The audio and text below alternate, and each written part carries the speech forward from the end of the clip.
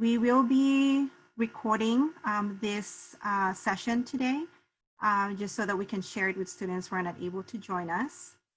And as you all can see from the screen, we will be going through an overview of the Idea Center, the programs that we offer specifically for engineering students at the Jacobs School of Engineering. So my name is Jenny Miranda. I'm the Director of Operations for the Idea Engineering Student Center. And I will go through an overview of the center and our programs and what we have to offer. And then we will spend the bulk of the time answering questions that you may have. On our topic for today, we do have student panelists who will be here to be able to share the experience with you and also answer your questions. But before we get started, I also wanted to mention that we have disabled the chat. So please direct your questions to the Q&A. We will be answering as many of them as possible live. If not, then we will definitely be answering them via text, or if we can't go through all of them during the session, we'll try to get through them via email as well. The other note as well is we do have some prizes available for students who are joining us for our webinar. So we have 3 of them that we're offering this week, today, tomorrow, and Wednesday. And of course, you have to attend for the duration or for the most of it. And then we'll do a drawing at the end of each session, and we'll be sending those gift cards over to you electronically to those who are chosen, of course. And if you attend all 3, we actually have a special prize. So just to let you know, we do have a different topic for each day. So even though the overview might look the same, the panel session will be different. We will have different students for each day, and the topic will be different as well. So let's get started. So this is what we're going to go through today. As I mentioned just now, we will be going through an overview of the center, the programs that we offer, the events that we hold throughout the year, and then we will have a Q&A, and the topic for today's session with the student panel is on academic resources for engineering students.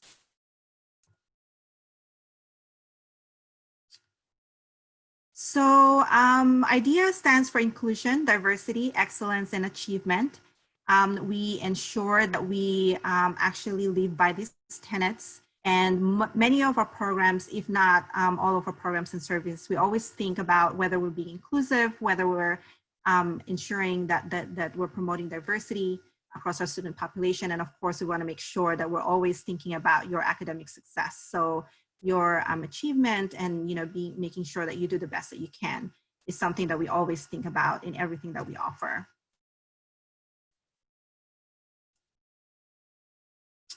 So we do provide, we want to make sure that you feel that you belong in your new community here at the Jacobs School.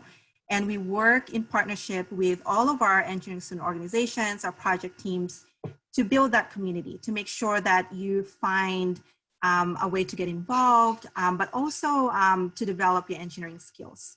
So I'm going to talk about that in a little bit. We do have many engineering student organizations and project teams that you can be a part of.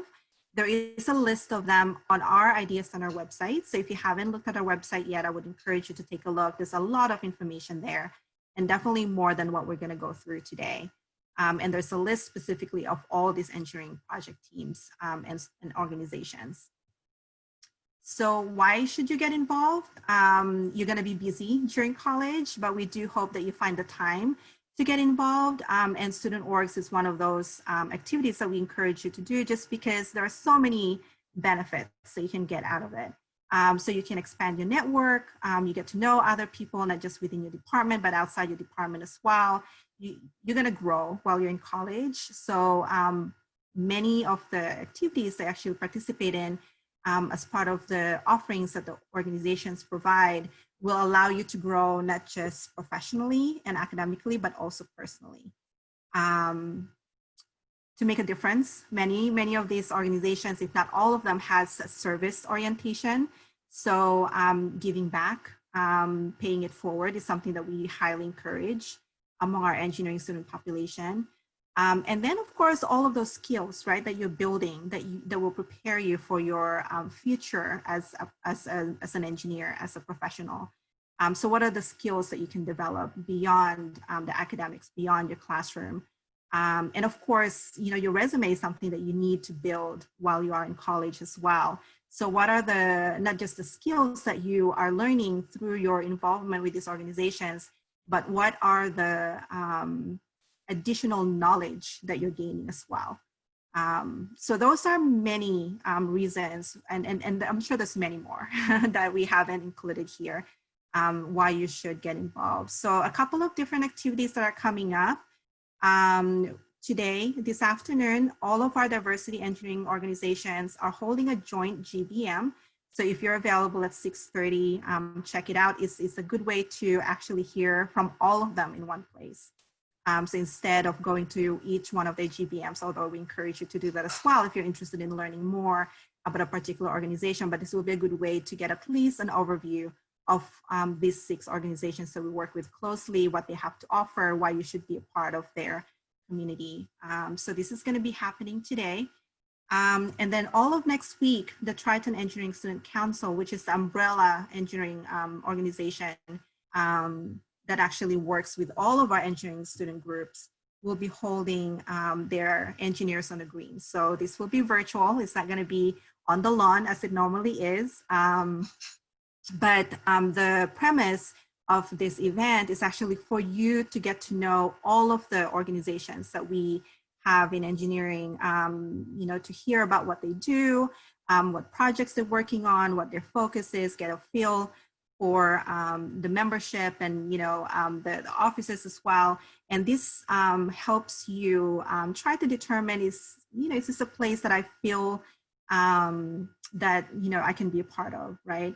Or do they have information that actually aligns with my interest so that you can actually check more into what they will be doing for the rest of the year. So this is going to be happening every day through Discord. So if you don't have Discord already, make sure to actually look into that app. And it's going to be all of next week.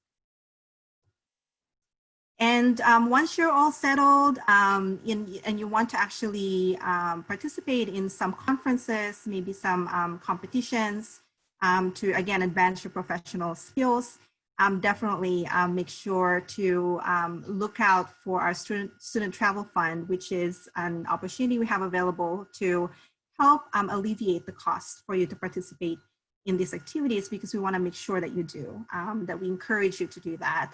And this is available for the whole time that you are with the School of Engineering. So if not this year, check it out next year, the year after. And we actually offer it for virtual conferences. So if the conference that you're wanting to actually participate in and attend is actually offered virtually because of COVID, then that's definitely something that we would still help alleviate the cost for you to participate. So there's many different ways to connect with us. I'm showing it here. I'm going to show it again at the end, just to make sure that you know that we're all in the places, hopefully, that you're in as well. You can check us out on Facebook and Instagram, follow us that way, whichever social media you're in. We do put most of our stuff on YouTube now that they're virtual. And of course, our website, as I mentioned before, has a lot of information that you can look at anytime. Our weekly newsletters goes out every Monday. The first one's going to go out today. So keep an eye out for that as well. It's a synthesis of all of the offerings that are available for engineering students that we send out every Monday. So I'm going to talk a little bit, which is going to be the focus of today. I'm going to talk a little bit about the services that we offer and programs that we offer that promote your academic success. So we want to make sure that you do well while you are in the School of Engineering, and that you graduate with the engineering degree, because that's what you're here for, right? So I'm going to talk a little bit about some of the offerings that we have. We have 2 courses that we offer, Eng 10 and Eng 15, and these are both 2-unit courses. You can take pass, no pass. For Eng 10, the focus is making sure that you know how to use math in your engineering courses. So this is a hands-on, and it will remain hands-on even though we're remote right now. The kits are going to be sent to you, by mail, so that you can actually work on the project as well.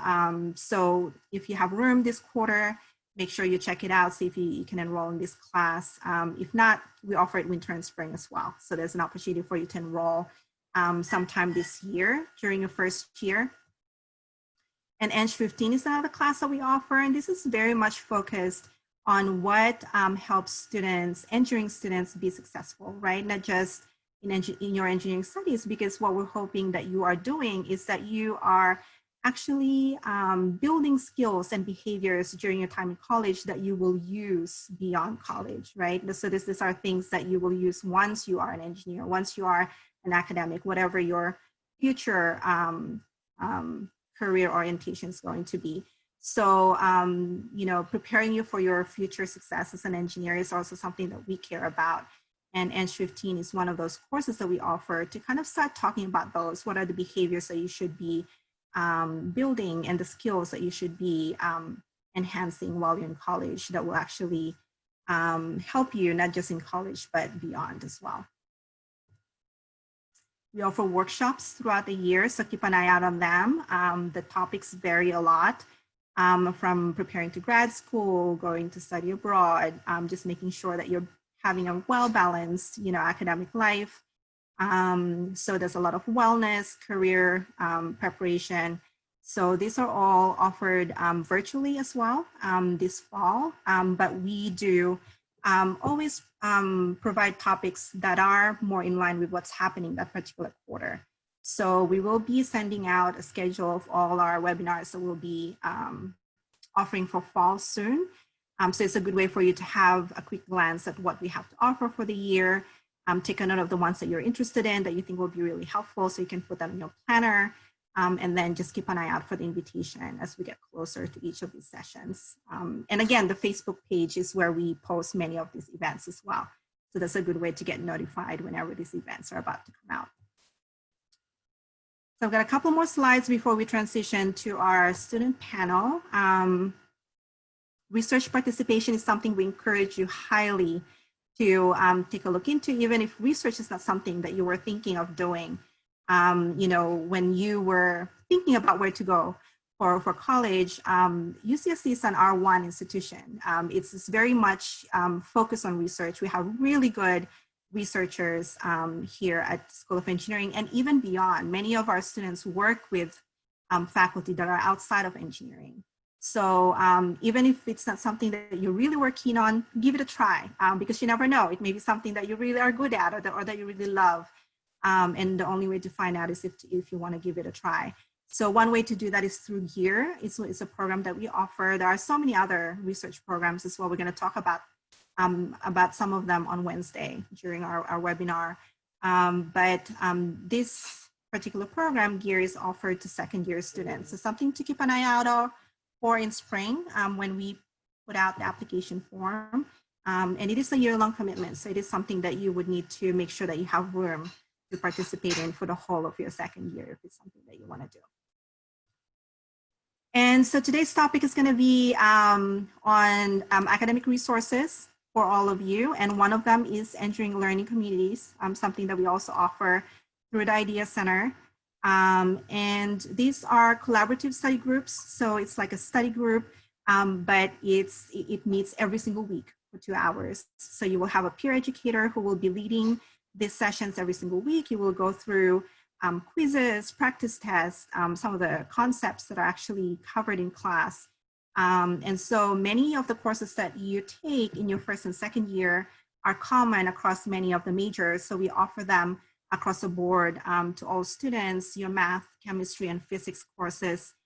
So this is a good way to get started with study groups. Study groups is not always something that we know how to do or how to use, right, from high school or from community college. But that is something that we encourage very highly in the School of Engineering. It's a good way to actually learn through the many materials that you have to go through in a quarter system. And of course, it's a good way to just learn, period, right? So definitely check out our ELCs. You can join all the ELCs for the courses that you're taking for that quarter. And I believe the application is now open as well. So definitely something to add to your activities for fall. So with that, I'm gonna hand you over to Jessica, who will be facilitating our panel. And she will be introducing herself and the students who will be participating in the panel. I'll be around to help with the Q&A throughout, but I'll hand you over to Jessica for the rest of the session. Great, thanks so much, Jenny. Do you mind, will you hand over the host responsibility so I can share some slides as well? Thank you.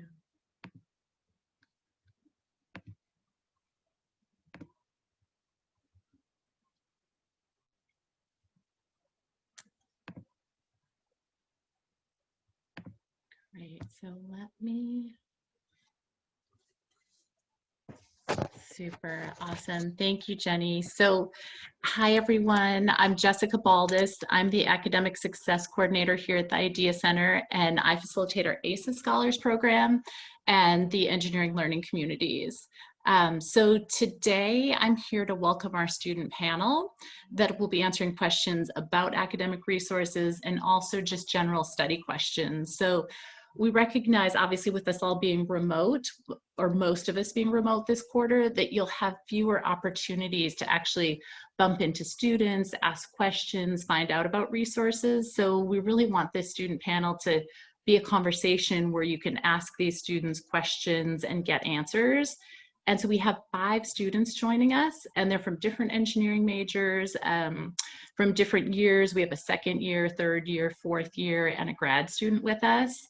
In a minute, they're each going to introduce themselves and then take a minute or two to share an academic resource that they've been involved in. So we have folks who are going to talk about engineering learning communities, our ECE tutoring center, and our engineering 15 class.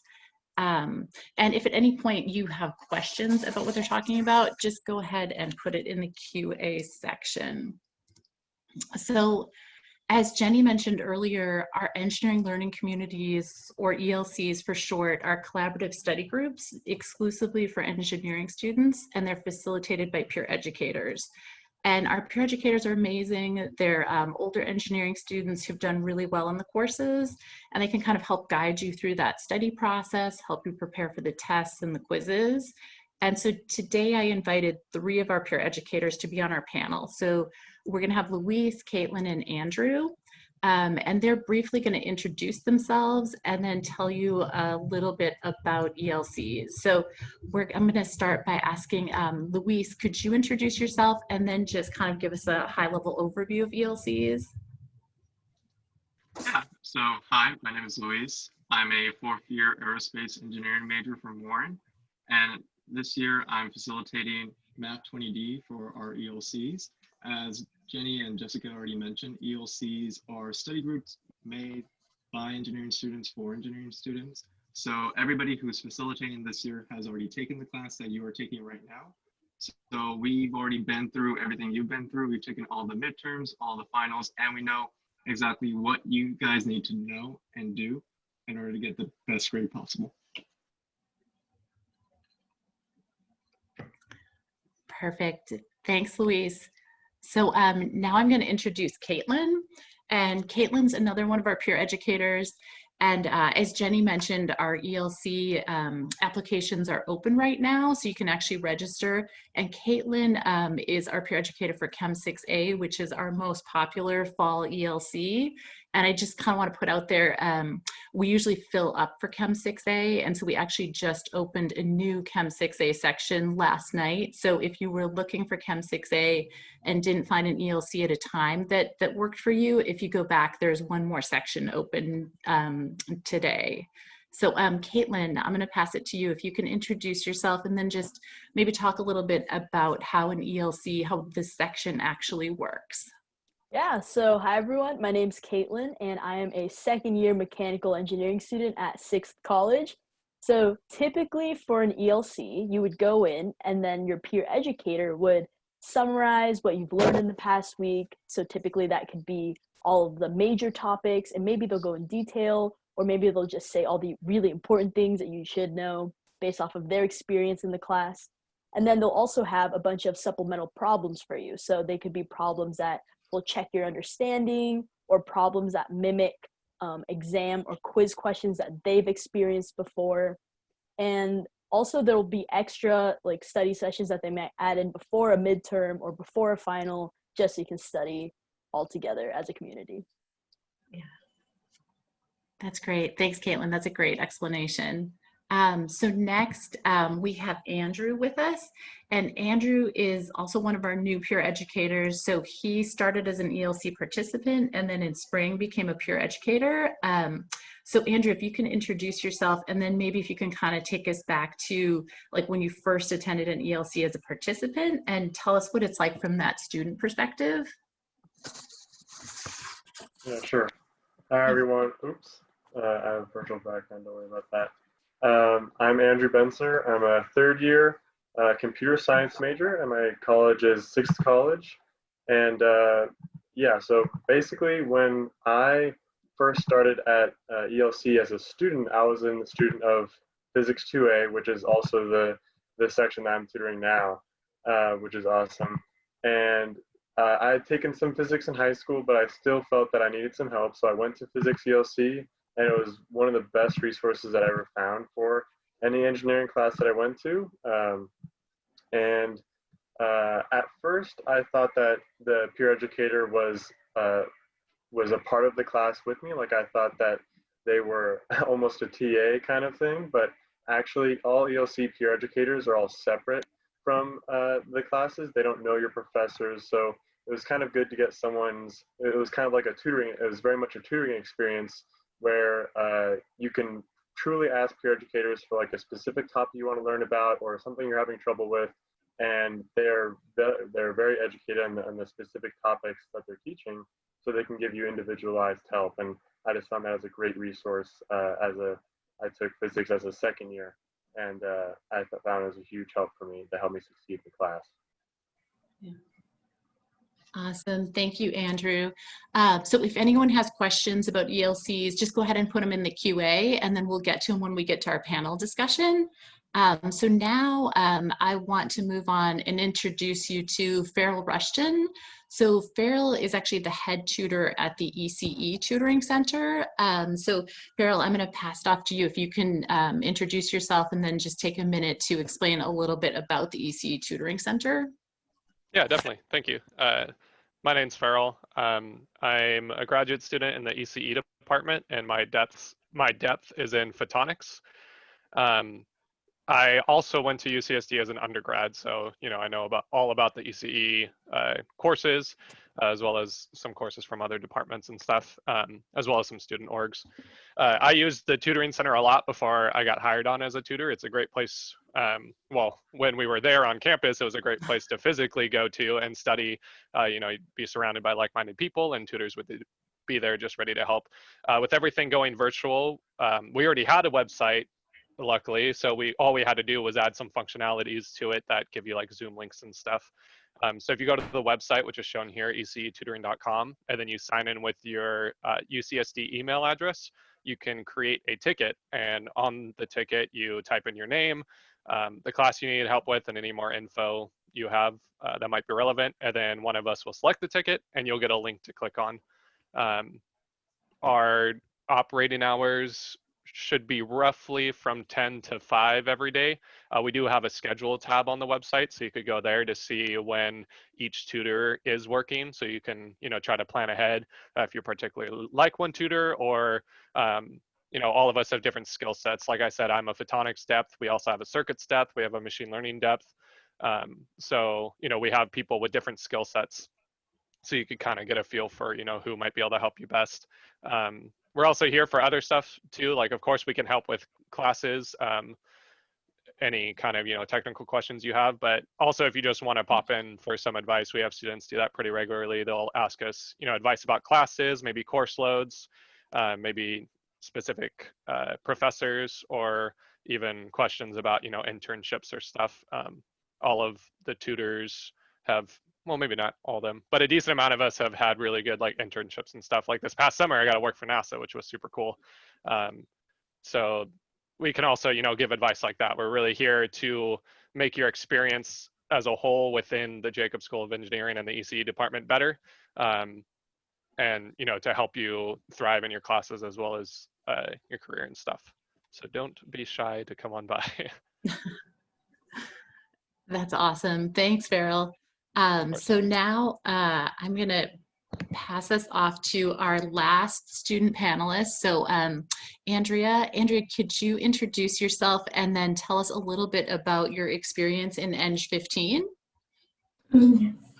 Good afternoon. My name is Andrea, and I am an environmental engineer. I go to Warren, and this is my second year here. Engineering 15 for me, kind of at first when I applied, I was like, oh, I'm not really like wanting to go.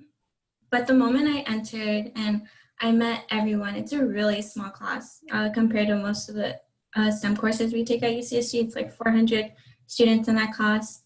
But for Engineering 15, it really made me feel at home, more family, and I don't know, more connected to engineering majors, because usually you're just all over the place when you're taking physics, chemistry, and math with other majors. But something about this class that was different was that I got to work on myself. And like how it says on the presentation, it's like your engineering success. You get to do your own map and figure out your own plan. Like, of course, we're all following an academic plan, and we're trying to move on after with our degree in 4 years. But it's all of just learning for yourself and finding what is the correct path for you. It also tells you sometimes you're not going to be willing to go with the engineering courses. Like, it gets too difficult, but you just keep that motivation for yourself, and you know why you're here, you know the things you're doing. And for me, it lifted up a lot, because of course I took this course during the spring, so the pandemic had just started and I was on campus and everybody was gone. So it really was an uplift moment. It was twice a week. Lecture was probably an hour and a half. Worth it though. Honestly, the professor, she was so great, always talking, always communicative. And the TA also discussion. So it really does feel like you're home, far away from home. Andrea, I love that you just said that. That's so great. So thank you for sharing that. So now I want to kind of move it on to our student panel, which is the 5 students that you all just met are our panelists, and they're really here to answer any questions that you have about academics, about studying, about time management. So I kind of just want to open it up now, and feel free to use the Q&A. And again, it could be questions about the resources that we just heard about, or some of the resources that Jenny told us about at the beginning, or it can pretty much be any sort of academic study related questions. And I'm gonna stop sharing my screen so you can actually see our panelists as they talk.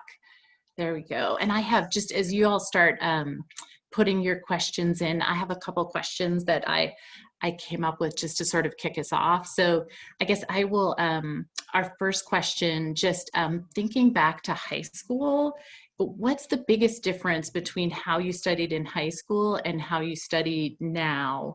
And I guess I'll toss that one out. Caitlin, can I toss that one to you? Yeah, of course. So I feel like for high school, things went a lot slower. And so I think we had a lot more time to kind of figure what was going on, especially in like all of your classes. But in college, you have less classes, but I feel like they go a little bit faster. So for me, the best way to study was that I attended every single lecture, and I would try to absorb most of the information, not just like write everything down, but try to really understand what was happening. And then when I got to the homework, I didn't just try to finish the homework, but rather I tried to really take my time on the homework and understand every single question, so that I didn't have to study that much after doing homework. So the best way really is just to take time on every assignment that you get.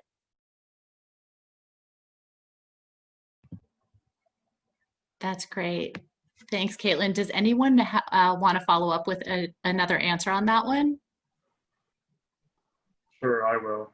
I'd say one of the biggest differences between the way I studied in high school and the way I study now is that in high school, I studied by myself almost all of the time. Whereas in college, I'd say more than half the time I'm studying with one or more people that are taking the same class as me.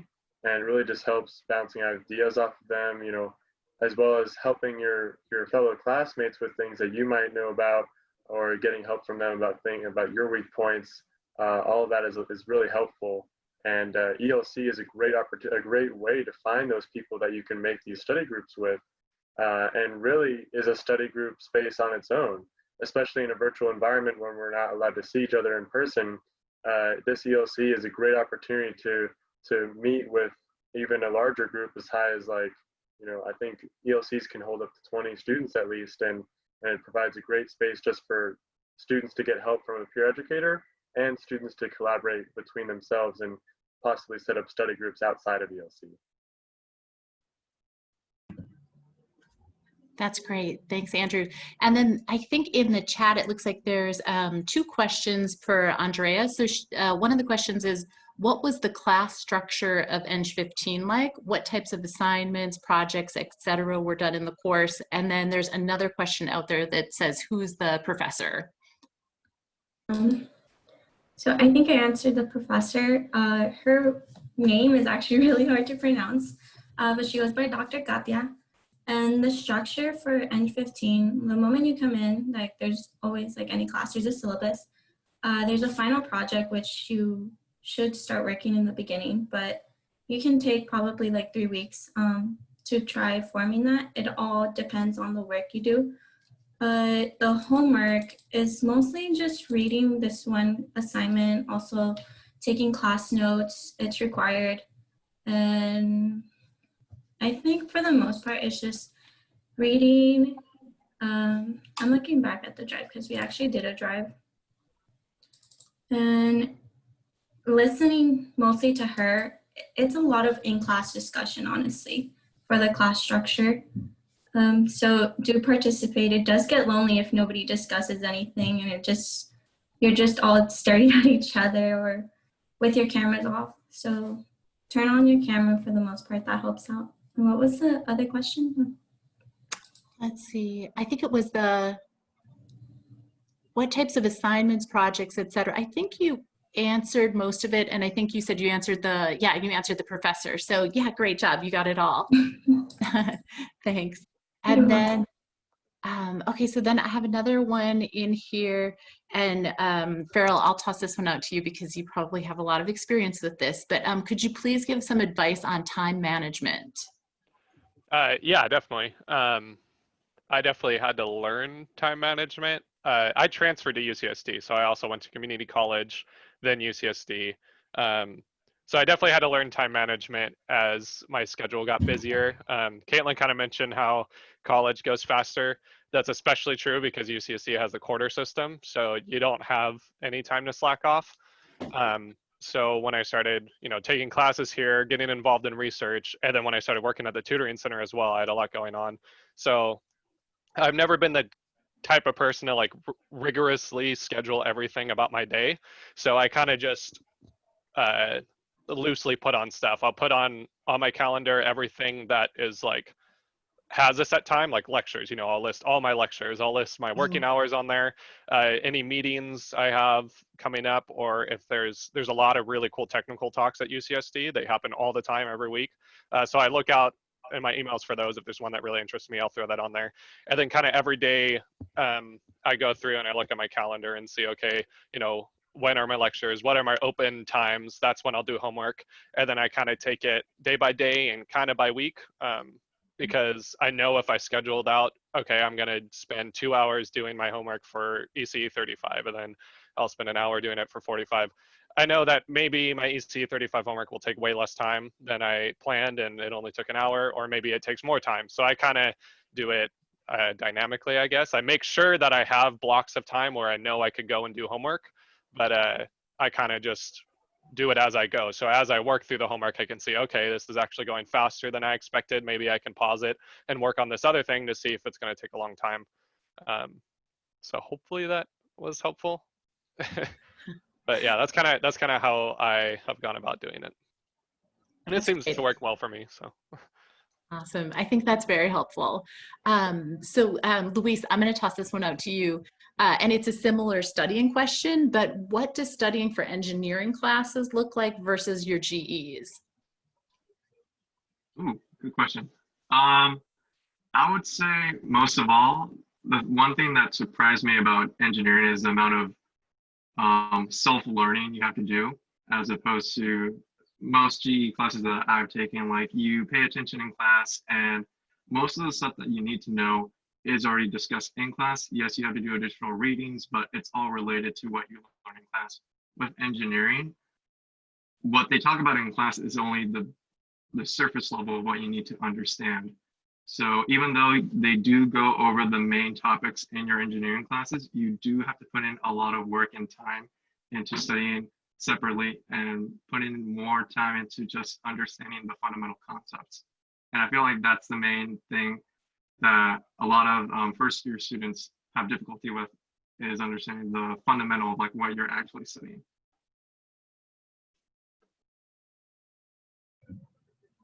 Great, thanks, Luis. So I have a question that came in specifically for Caitlin. So Caitlin, have you been able, oh, it just jumped away. Oh, have you been able to get an internship or a job? And if so, what was the most helpful thing to get you there? So I haven't gotten any internships because as a second year, you don't really have that many experience in class, you know, in general, because you haven't really taken that many things. But I mean, I did get a job at the ELC. So I'm in gear. So in this upcoming year, I will be participating in a research lab. But yeah, so the thing that I would say is just to apply to as many things as you possibly can, because especially as a freshman, you don't have anything really under your belt. So you have to put yourself out there and get that experience yourself. So whether that's through just like a student org, or just talking to a professor to see if they have a lab, or just applying to really all the resources that the school offers. That's the best advice I can give you for this. That's great, thanks. And then I think this is someone who actually wants to take that advice, and they've directed a question to Farrel, and they say, did you have to sign up somewhere to receive emails about upcoming UCSD engineering talks? And if so, where? No. So the department you're in will automatically send you emails. So I'm in the ECE department, so I get ECE department emails that are about a bunch of other stuff too, but they'll also tell students about talks coming up. If you're interested in talks from other departments, like I am also very interested in physics.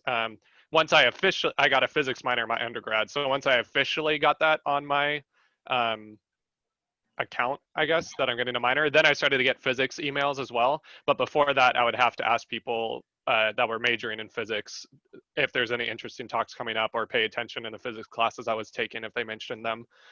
So you won't get them from other departments. You'll have to find people to ask. I don't know if there's a way to get onto those, onto that like email list or not. But I know that as long as you're majoring in whatever department it is, they will automatically send those to you. Great. Perfect, thank you.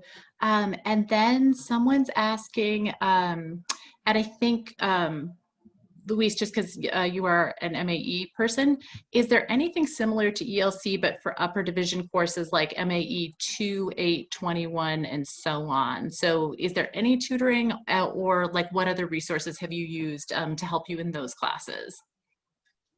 Yeah, so definitely all classes have office hours, especially your engineering classes. So I highly recommend that you attend those. Not just your professor's office hours, but also your TA office hours. Sometimes it's just a discussion section in addition to your lectures. But also, I believe MAE department also has what's called supplemental instructions for a specific number of engineering courses. So if you don't know what that is, I recommend you go to the MAE website and look for them. I don't have the information with me right now, but during the regular quarter, they were super helpful for me. Excellent. Thanks. And then I have kind of a general question. Andrea, if you could answer this one. How do you stay focused during online remote lectures?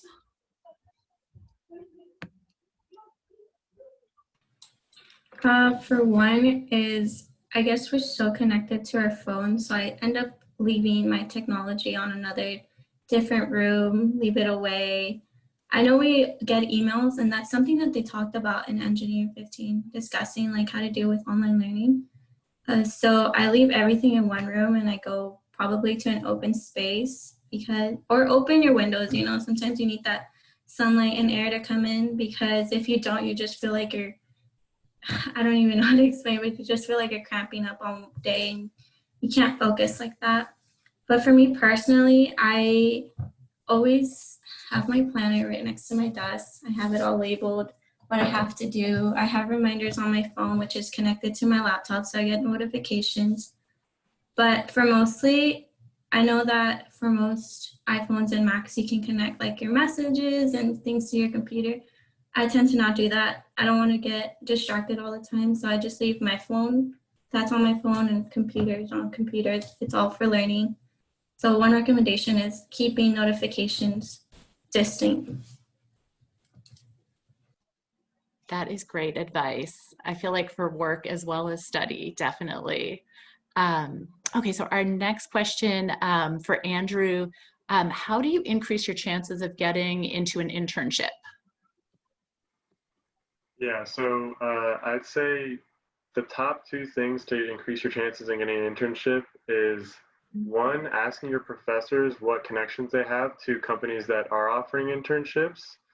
And because usually they'll have more connections than, I mean, the upper division lecturers and professors are going to have a lot more connections, I believe. But even asking the lower division classes, lecturers and professors, they're going to have a lot more connections than you think. And also, I'd say number two is networking with your classmates and other people that are in your major, because eventually if they start to get internships or they have other opportunities, you can learn about them through those classmates. Those are my top two tips. I think other than that, just look them up, apply online, keep an active LinkedIn. Third tip is also to get on Handshake. Handshake is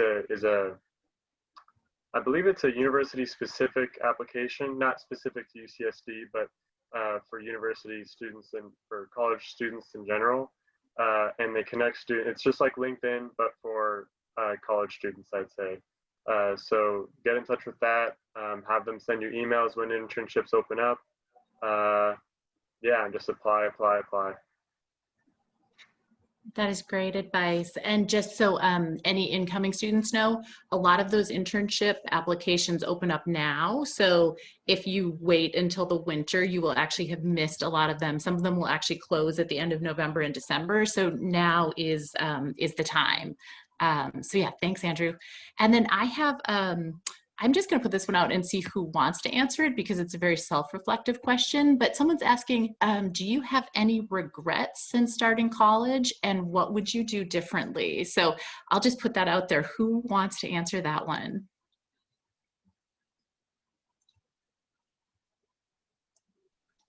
I guess for me, one of my regrets is thinking that I was able to do all the stuff I planned out in the beginning of each year, and then failing and doing all of it. I guess I overestimated, and I think this also ties into a question someone asked about how many units they should take as a transfer student. And I think this also applies for freshmen. My first quarter at UCC, I personally took 4 classes, but after the second week, or third week, I dropped one of them because it was just too much for me. The quarter system is very fast paced, as you will find out soon, especially now since everything's online. So if anything, I regret just, I guess, not knowing my limitations as early on as I should have.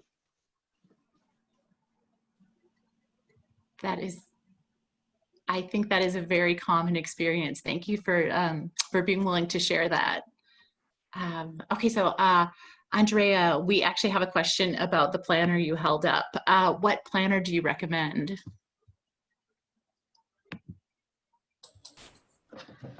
Honestly, I don't really have like a planner set. This year, before I came to campus, I was helping out my sisters planning their planner. They're all in different grades. So I think it just depends how everything works for you. I know one of my sister likes to color coordinate, but the ones I've been using, because it has a timetable, sorry, is the passion planner, because by 10:30 it stops. And as a college student, we also forget to sleep because we're like, oh, we need to study, we need to do this, and we think we can live life on 24 hours of energy, but our brains need sleep. That's our breakfast to us. So keeping that kind of reminds me like, okay, I need to go to bed now. So I think the passion planner works, but honestly, any planner works as long as you give yourself enough time and write important dates. That's great. Thank you. And then I guess I'll put this one out to Farrel.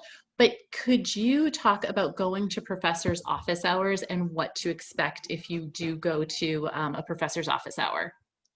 Yeah, definitely. So I definitely was super intimidated by professors when I first transferred in. I had like kind of talked to some professors at my community college, but you know, it feels different. Like I'm at a university, so these people like they almost don't even feel like they're people. But I knew it was good. You know, everyone always says it's really good to go to professors' office hours. One, you'll just do better in your classes if you ask questions, and two, networking is really big, especially if you need recommendation letters and stuff. You need to like have professors know who you are for them to be able to write you a good letter, because it's pretty obvious to people who read letters all the time when a professor doesn't know you at all and they write one for you anyway. It's kind of obvious. So I just kind of went at first, even though I was nervous, but I knew I just needed to like, jump in and just do it.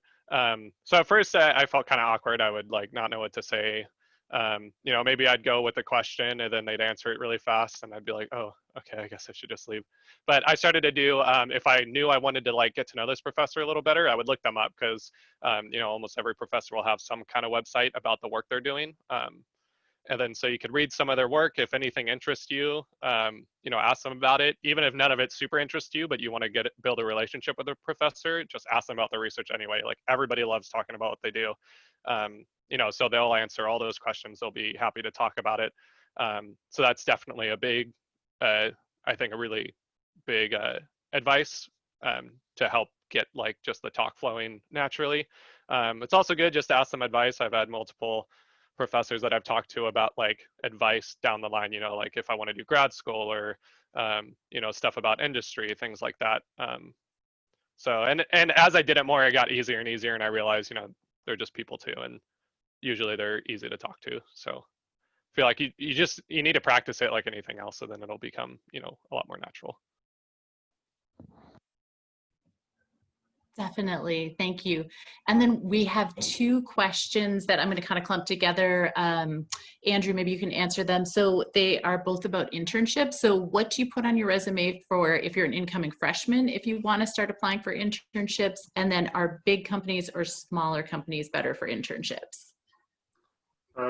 So I'd say for the bigger or smaller company are better for internship. I think it depends on the person. So from person to person, if you like being on a big team when you work on projects for an internship, then I definitely say the big companies are for you. But if you want to have more ownership of your projects and work in smaller teams, then obviously smaller companies are going to be better for you. It's also important to note that the bigger companies, especially the more prestigious companies, are going to be hiring for internships a lot sooner. Like what Jessica was saying about how their applications close, like starting January of 2021, that's very true. A lot of the companies have already started recruiting right now and they're already giving information sessions. So if you want to have an internship for the summer of 2021 at a big company, especially a prestigious one, they're going to be closing their deadlines pretty soon.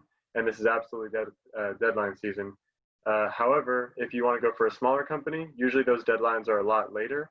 For example, I got an internship this past summer for a company that had less than 10 employees, but I got hired for that internship just a month before summer started. So I'd say usually the smaller the company, the closer to summer, their deadline ends. So that's how much I'll say about big versus smaller companies. In terms of what you can put on your resume when you're an incoming freshman, I know there isn't much to put on there, but I would say obviously write down every class you've taken at UCSD, the name, the course, whatever. And then most importantly, write down the skills and tools you're using in those classes, because that's a lot you can write about. And even if you don't consider yourself a master in it, then realize that the employers or whoever's reading your resume are going to realize that. They're going to realize that you're only a freshman in college and that you probably don't know that much. So just saying that you're familiar, or even that you have heard of tools in your field, might just be impressive to them. And so that's something that you're going to write on your resume. And of course, any past jobs, if you have any relevant work experience, put that on there. Obviously, your education at UCSD, you probably don't need to include your high school, GPA, major, minor, all the basic stuff. But yeah, the big things that you're probably thinking about are the skills and tools. Those are what you can put on there.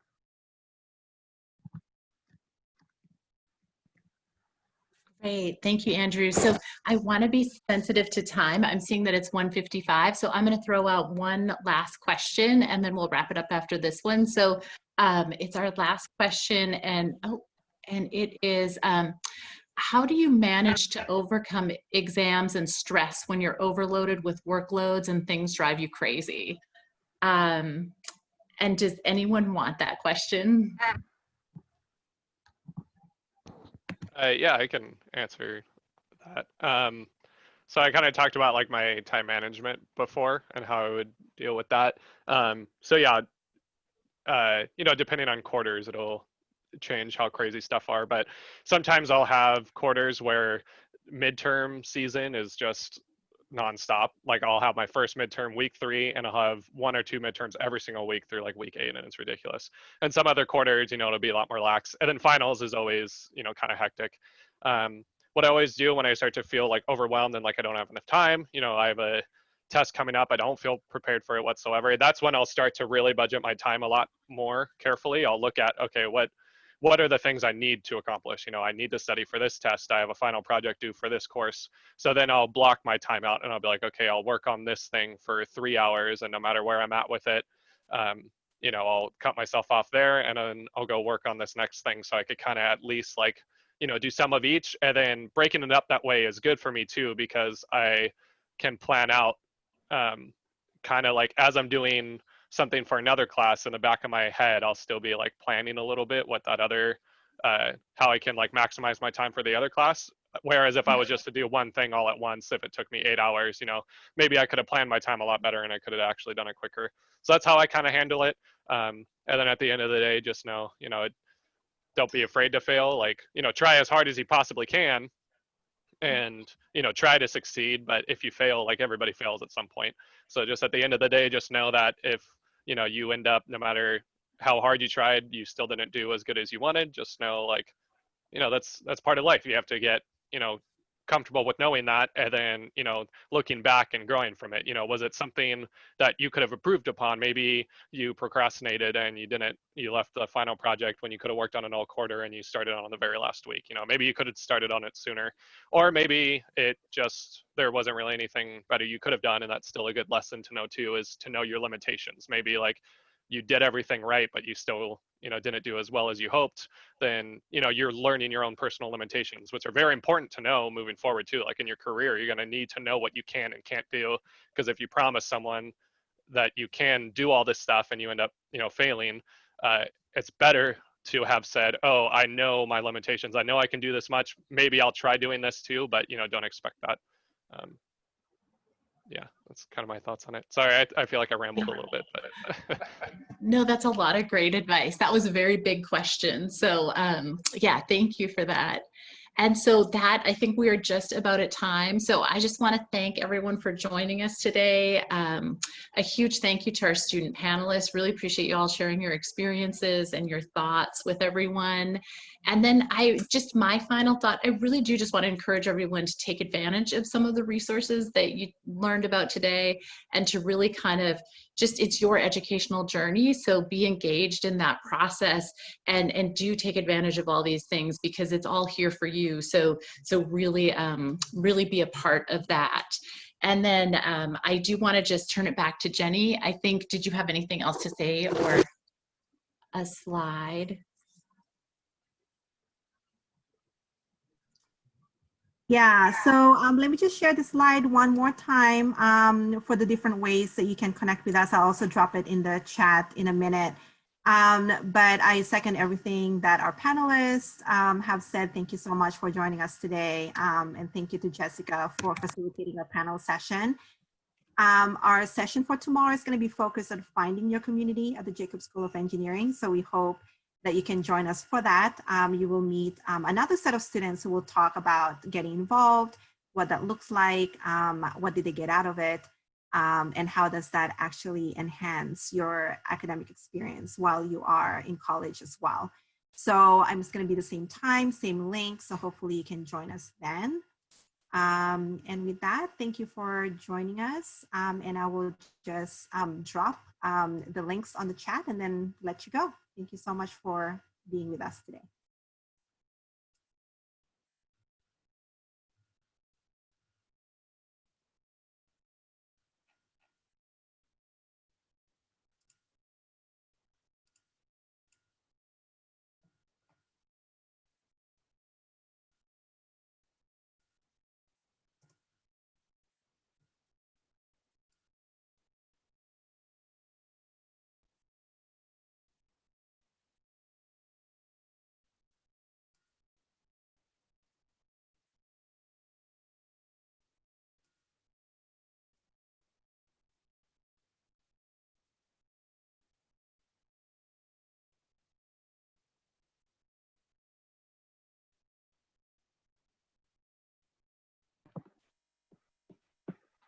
Jessica, I actually wanted an answer to one of the attendees' questions. When they said, if you don't get accepted for an ELC, is there still time to apply to other ones?